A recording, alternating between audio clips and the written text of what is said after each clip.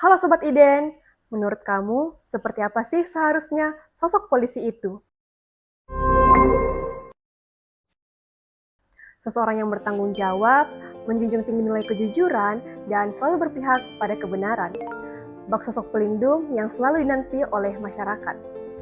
Sejarah Indonesia pernah mencatat satu nama yang menjelma dari bayangan tersebut. Sosok yang sederhana, jujur, dan lurus, bahkan di tengah arus besar politik Orde Baru. Jenderal Hugeng Iman Santoso namanya. Beliau berasal dari Pekalongan, Jawa Tengah.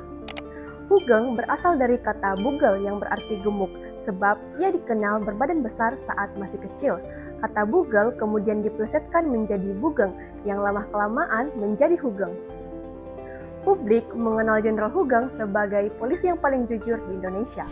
Ia lahir di Pekalongan 14 Oktober 1921. Sejak kecil, ia bercita-cita menjadi seorang polisi yang terinspirasi dari sahabat ayahnya yang juga seorang aparat. Pendidikan awalnya bermula di HIS, lalu berlanjut ke Mulo pada tahun 1934. 3 tahun kemudian, ia melanjutkan pendidikannya ke AMS Western Classic, lalu melanjutkan studi hukumnya di Rechtshof School Batavia. Pada masa kedudukan Jepang di Indonesia, hal tersebutlah yang membawanya masuk ke dalam dunia kepolisian, sebuah jalan panjang yang akhirnya membuat ia menjadi seorang Kapolri.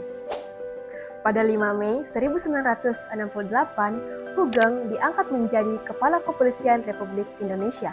Prinsipnya jelas, kita tidak takut menghadapi siapapun, kita hanya takut kepada Tuhan Yang Maha Esa.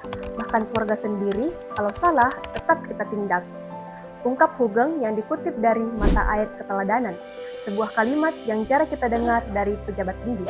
Seorang pengusaha yang bernama Robi Cahyadi, dengan jaminan orang kuat, Robi sempat lolos dari hukum. Kasus penyelundupan mobil mewah. Tapi tidak di tangan Jenderal Hugeng. Dia pastikan hukum selalu ditegakkan, meski harus melawan arus kekuasaan. Pejabat dan perwira tinggi yang terbukti menerima sogokan pun akhirnya ditangkap. Namun justru sejak itu, nama Hugeng semakin harum. Ia dikenal bukan karena jabatan, melainkan karena integritas yang ia miliki. Jenderal Hugeng wafat pada 14 Juli 2004. Ia meninggalkan teladan. Di era ketika publik yang kerap putus asa terhadap aparat yang hanya mementingkan kaum elit, kisah Jenderal Hugeng adalah pengingat bahwa satu orang yang berada di jalan yang lurus dapat menjadi cahaya di tengah gelapnya institusi besar. Maka sekali lagi kita bertanya, kalau semua polisi seperti Hugeng, masihkah kita takut?